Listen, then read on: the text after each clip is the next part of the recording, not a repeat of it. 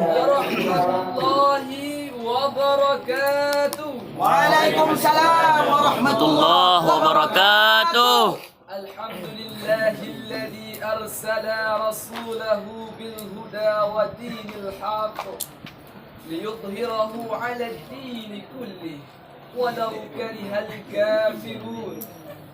أشهد أن لا إله إلا الله وحده لا شريك له، وأشهد أن سيدنا ونبينا محمدا عبده ورسوله. أما بعد، وقال النبي صلى الله عليه وسلم في الحديث: بدأ الإسلام غريبا وسيعود غريبا كما بدأ، فطوبى للغرباء. الاحترام والمحترم إلى لجنة التحكيم وحاضرين المسلمين، في هذا الفرصة السعيدة اسمحوا لي أن أخطب بينكم جميعا خطبة واحدة تحت الموضوع أحوال المسلمين اليوم. وقد قال رسول الله صلى الله عليه وسلم: بدأ الإسلام غريبا سيعود غريبا كما بدأ، فطوبى للغرباء. أيها الحاضرون المحترمون، هذا الحديث يحذرنا بأن من يدخل في الإسلام خير دخول ويتمنى الجنة التي فيها من النعيم المقيم ما لا عين رأت ولا أذن سمعت ولا خطر على قلب البشر. فمن الطوب سيجد أنواع الامتحان من الله تعالى كما وجدها رسول في أوائل الدعوة، خصوصا بعد وفاة عمه أبو طالب.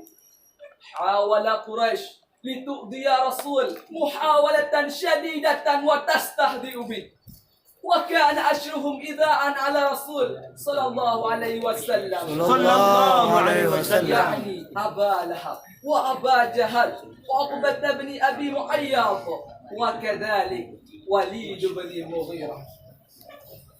وكذلك قد سمعنا أن أصحاب رسول صلى الله عليه وسلم أنهم يجدون إيذاء شديدا من قريش، خصوصا من المستضعفين والصعلوك الذي لا ناصر ولا مجير من قبائل العربية. أيها الحاضرون المحترمون، فهم السابقون الأولون وأصحاب رسول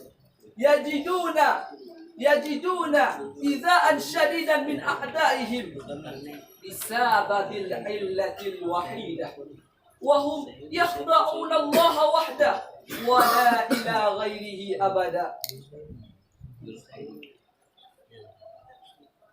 ولكن من المأسف أيها الإخوة،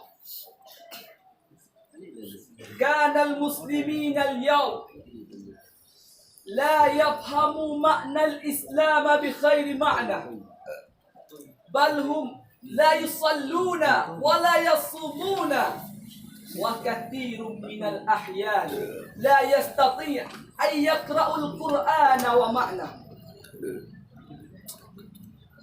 مع كونهم يكرهون الجهاد شديد الإكراه.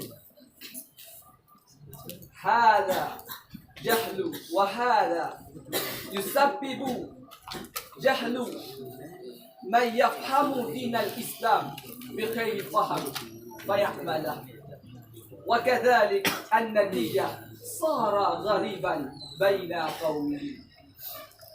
شكرا كثيرا على اهتمامكم، ربما فقط هذا مني. السلام عليكم ورحمة الله وبركاته.